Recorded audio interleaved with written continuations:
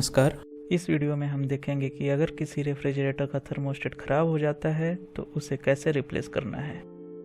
क्या होगा अगर थर्मोस्टेट खराब हो जाए। पहला प्रॉब्लम ये हो सकता है कि रेफ्रिजरेटर का कंप्रेसर कभी ऑटो कट नहीं होगा और हमेशा चलते रहेगा, जिससे अंदर रखा हुआ हर चीज़ जम जाएगा, बिजली बिल बढ़ेगा, यहाँ तक कि कंप्रेसर जल भी सकता है। दूसरा प्रॉब्लम पहले वाले से ठीक उल्टा है, यानी इस केस में रेफ्रिजरेटर का कंप्रेसर चलता ही नहीं है, जिससे कूलिंग होगी ही नहीं। तीसरा प्रॉब्लम डिफ्रॉस्ट बटन को लेके हो सकती है। ये प्रेस करने के बाद अंदर फंसा ही रह जाता है, बाहर आता ही नहीं है, यहाँ तक कि डिफ्रॉस्ट का प्रोसेस कंप्लीट होने के बाद भी बाहर नहीं आता है। इस रेफ्रिजरेटर में प्रॉब्लम नंबर 1 और 3 है। तो चलिए प्रोसेस को शुरू करते हैं। सबसे पहले टेम्परेचर कंट्रोलर नॉब और डिफ्रॉस्ट बटन को बाहर की तरफ खींचते हुए निकाल लेंगे। नया थर्मोस्टेट मैंने अमेजन से 315 रुपये में ख़रीदा है। अगर आप इसे ख़रीदना चाहते हैं तो लिंक आपको डिस्क्रिप्शन में मिल जाएगा।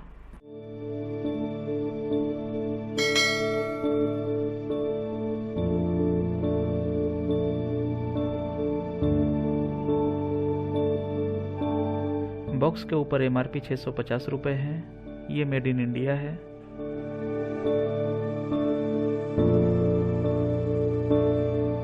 बॉक्स के अंदर सिर्फ थर्मोस्टेट है, नॉब और बटन इसके साथ नहीं मिलते हैं।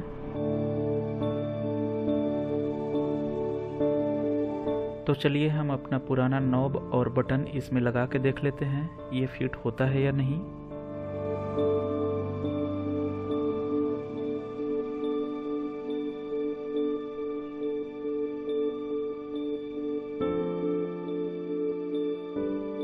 ये अच्छे से फिट हो जा रहा है, बिल्कुल सही है।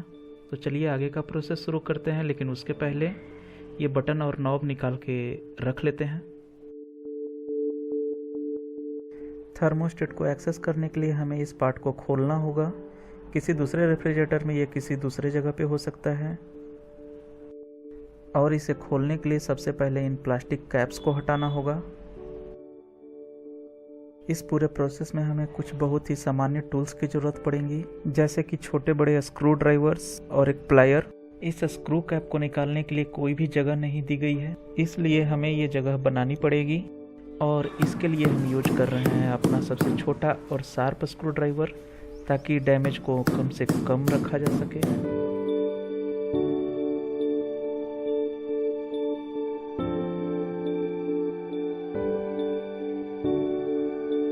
यहाँ ये पहला कैप बाहर आ गया है।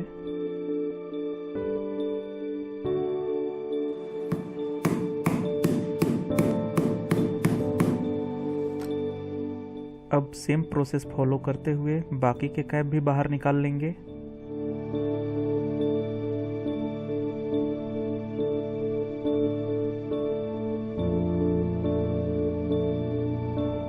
तो इस तरह से हमने चारों कैप्स बाहर निकाल लिए हैं। अब आपको होल के अंदर स्क्रू दिखाई पड़ रहे होंगे। बड़े वाले स्क्रू ड्राइवर की सहायता से चारों स्क्रू को ओपन कर लें।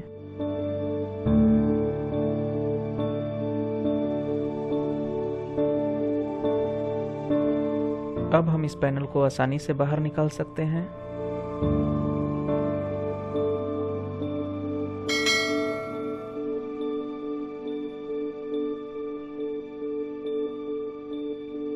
यहाँ पर आप देख सकते हैं कि टेम्परेचर सेंसिंग वायर अंदर की तरफ जा रहा है, और इसको एक्सेस करने के लिए हमें ऊपर के पैनल को भी खोलना पड़ेगा। और ऊपर के पैनल को खोलने के लिए पीछे के साइड में 2 स्क्रू दिए गए हैं। हमने ऊपर के पैनल को खोल लिया है। आप यहाँ पे बहुत सारा डस्ट देख रहे होंगे। मुझे लगता है कि हीट रेजिस्टेंस के लिए दिए गए फोम डस्ट में बदल गए हैं। ये हमारा पुराना थर्मोस्टेट है और ये उसका इन आउट इलेक्ट्रिक वायर है।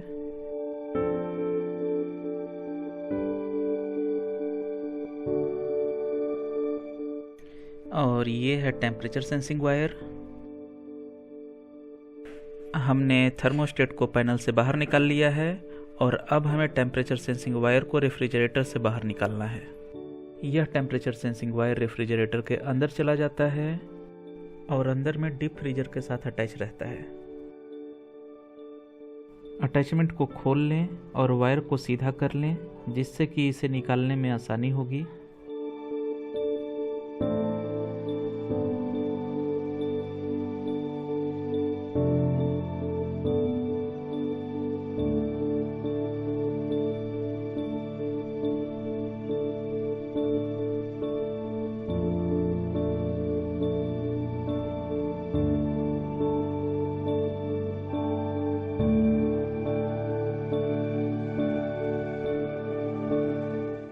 अब यहाँ से इस वायर को बाहर खींच लें।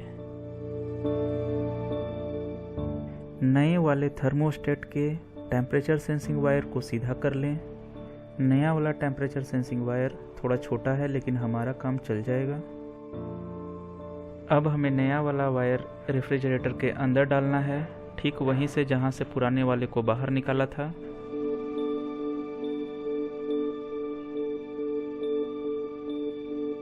इस प्रोसेस में थोड़ा टाइम लग सकता है, ध्यान रहे वायर में शार्प बेंड न लगे।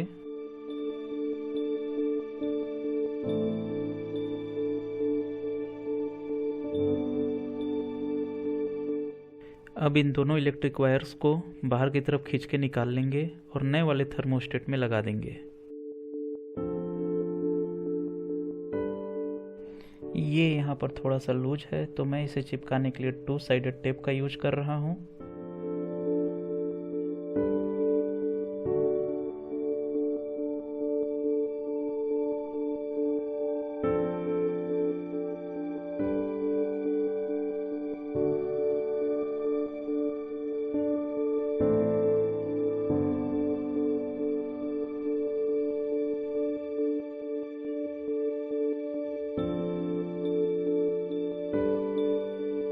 हमें इस होल को भरना होगा। मैं इसके लिए आटे का यूज कर रहा हूँ, आप चाहें तो प्लास्टर ऑफ पेरिस का भी इस्तेमाल कर सकते हैं।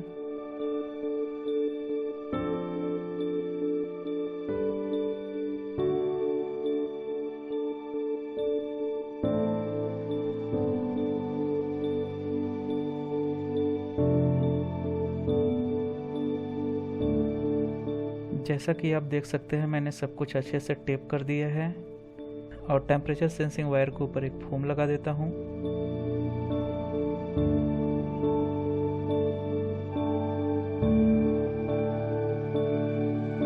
अब हम टेम्परेचर सेंसिंग वायर को डीप फ्रीजर के साथ अटैच करेंगे।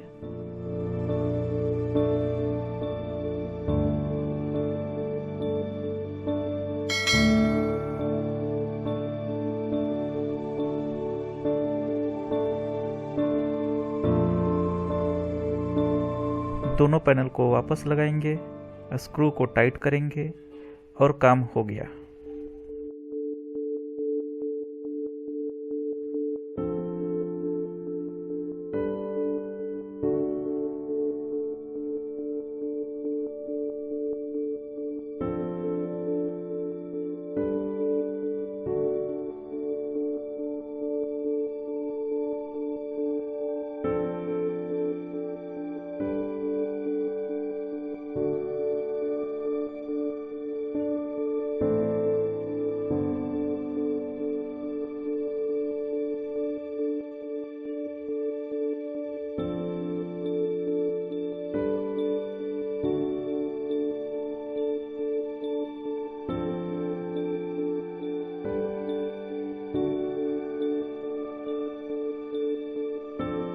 अगर कभी ये लाइट स्विच ना काम करे तो अब आपको पता है कि इन्हें एक्सेस कैसे करना है।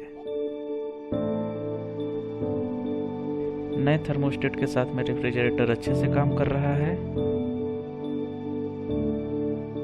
अगर ये वीडियो अच्छा लगा हो तो इसे लाइक करें और चैनल को सब्सक्राइब करें।